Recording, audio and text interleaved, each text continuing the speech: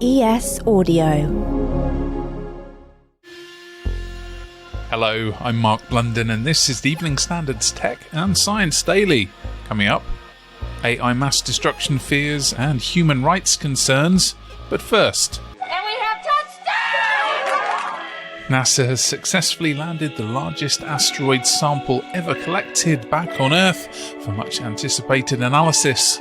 A capsule containing about 250 grams of rock and dust from asteroid Bennu parachuted down for the final part of its descent to the Utah deserts near to Salt Lake City after a 7-year, 4 billion mile mission. We're releasing the capsule 100,000 kilometers away from the Earth, about a third of the way to the moon, and it has to hit a corridor in the atmosphere that's just about 3 miles wide. That's NASA Recovery Manager Mike Moreau. The sample collected as part of NASA's Osiris-Rex mission is the US Space Agency's first collection of samples from an asteroid. What you saw executed today, that precision, everything going just almost perfectly to plan, those are going to be a treasure for scientific analysis for years and years and years to come. That's Laurie Glaze, Director of NASA's Planetary Sciences Division. A quarter of the sample will be given to a group of more than 200 researchers from 38 institutions, including the University of Manchester and London's Natural History Museum. Next, Whitehall officials are worried criminals and terrorists could use artificial intelligence to cause mass destruction as development of the technology continues apace. The Guardian reports the government's looking to build a global consensus ahead of an AI safety summit in November to stop rogue use of the technology for causing devastation. PM Rishi Sunak wants the international community to adopt a sort of virtual guardrail to prevent self-thinking systems from being misused. Concerns about how powerful AI tech is becoming apparently grew after British officials met with senior industry executives. Meanwhile, the United Nations boss examining the growth of AI says its deployment in the future could be covered by human rights treaties. UN Tech Envoy Amandeep Gill says the data sets on which AI is trained and human biases contained therein are of particular concern.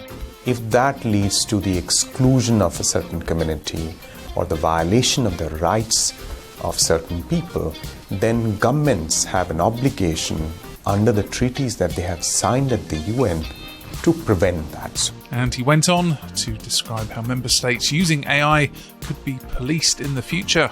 It creates a kind of, it's not just a moral authority, it's create a kind of pressure, a compliance pressure for living up to whatever commitments you may sign up on AI. The UN's next big meeting to discuss AI is in a year's time, and it's called Summit of the Future.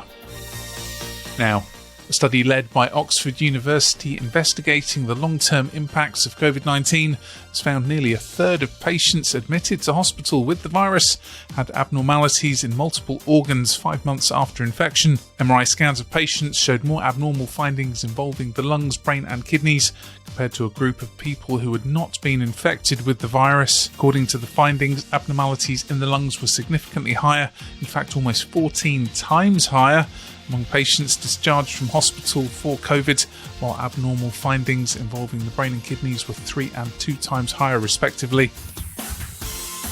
The Liberal Democrats are calling on the government's triple tax for social media firms to fund a dedicated mental health professional in every school in England. The policy would see the 2% digital services levy raised to 6%. Company revenues in order to provide increased support for children at 22,000 schools across England. Cyberbullying and harmful content online were among causes of concern for parents worried about their children's psychological well-being in a 2021 survey by Parentkind cited by the Lib Dems. And Lib Dems became the first party to adopt an early version of its general election manifesto at party conference in Bournemouth. Let's go to the ads. Stay there for more news from the world of tech and science, plus why it's game not over for the upcoming Star Wars Eclipse title. Why not hit follow in the meantime and give us a rating? Welcome back. Police and schools say public hysteria whipped up by TikTok is putting considerable strain on resources. Often dangerous behaviour being fueled by the video app's algorithms range from school vandalism to shoplifting. and public interference during the investigation into the disappearance of Nicola Bulley, it's being suggested that some of the behaviour is being fuelled by content served to users that they would not normally see. The National Police Chiefs Council says the platform can lead to dangerous and sometimes criminal behaviour offline, but TikTok told the BBC, which undertook the investigation, that the platform reduces the reach of videos with unverified information.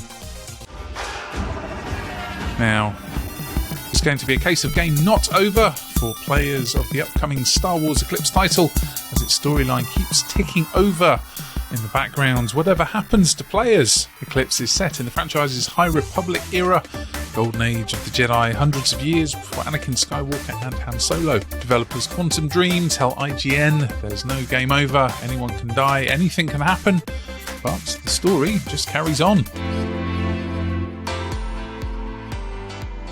And finally, researchers at Nottingham Trent University in the UK are investigating whether meerkats can detect emotions such as happiness, sadness or anger from people and then adapt their behaviour accordingly. Zoo animal welfare psychologists say they want to better understand the potential impact people have on zoo animals. They hope any findings might be able to help improve experts' understanding and management of different species. Researchers will now gather data about the behaviour and interactions of meerkats, both with zookeepers who they see regularly and with zoo visitors who they are unfamiliar with.